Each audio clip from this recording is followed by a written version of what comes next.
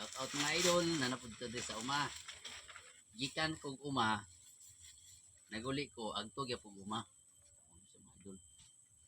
Ay sayang man di harbison. Kani among yuta. Kamutan na mo ni. Pinakalas ka sinsilyo na digawas yun ani para lang mo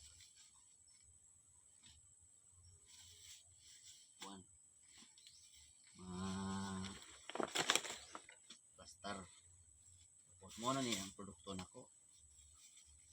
Eh, ako mga idol ko hilig maligya og property. Ka-invest ko bisag ginagmay. Ay naapod ni labi na kanang sa dinang kabilin sa mga tigulang.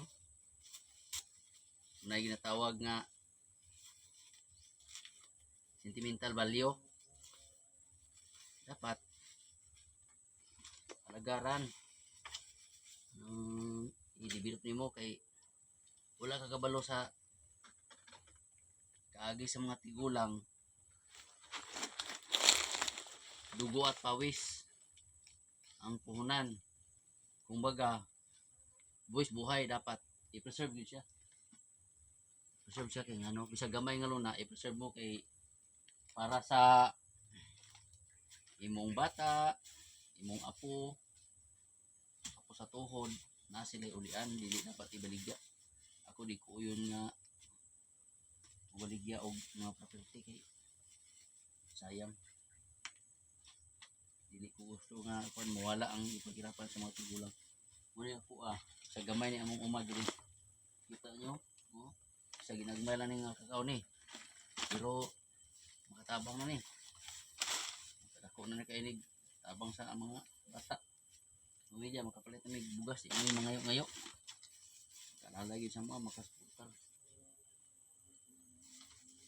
Nga ako dili ko yun sa ayuta, ibaligya. Yung kwarta, mahurot lang kwarta mga idol.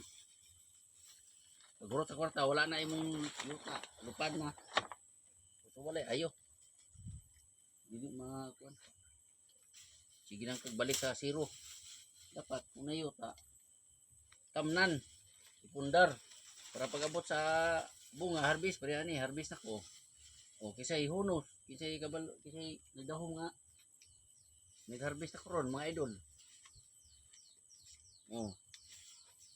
Muna nga ako hilig kong uma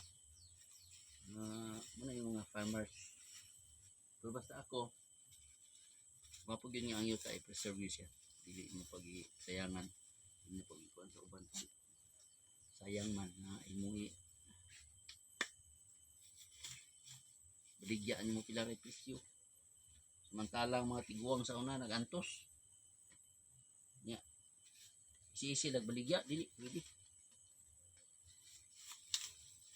Okay lang kung okay ikaw ra isa wa kay bata na makay bata na may sumusunod sa pesundon si mga bata sunod kong maingon ra ka way labot ng mga bata kaya ako ang bahina kung sa manday ng mga bata di sayang lang imo silang gibata wala kay pakialam ng mga idol mga diidi ko yun ng mga ligyag property dapat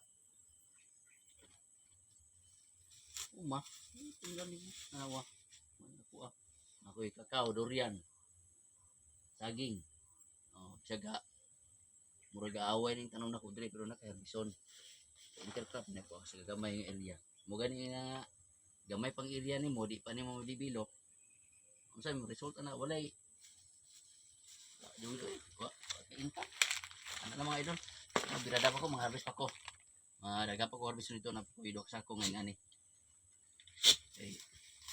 sayang